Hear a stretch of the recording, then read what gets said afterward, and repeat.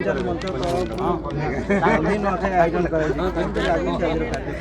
बहुत खुशीर दिन। आज गांधी विचार मंच तरफ गांधी नुआखाई एवं आमर गांधी स्मृति बहुत बड़ ये पार्क आयोजन होकर मूर्ति बस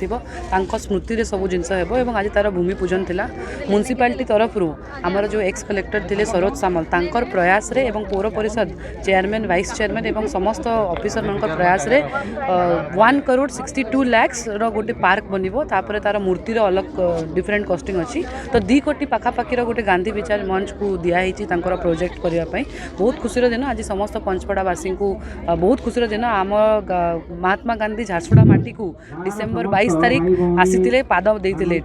तो तांकर से स्मृति को आहरी जागरण करने आज प्रोजेक्टा हो आगामी दिन में गांधी विचार मंच को आहरी केमती डेभलप करती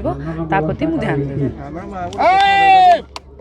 जे भली झारसुगुड़ा जिले में रही स्वाधीनता संग्रामी दायद मान रही गोटे दाबी रोचे कि प्रतिमूर्ति स्थापन कर दिग पर आप कौन पदक्षेप क्या स्वाधीनता संग्रामी माने जो माने थिले सेमानकर प्रतिमूर्ति स्थापन कर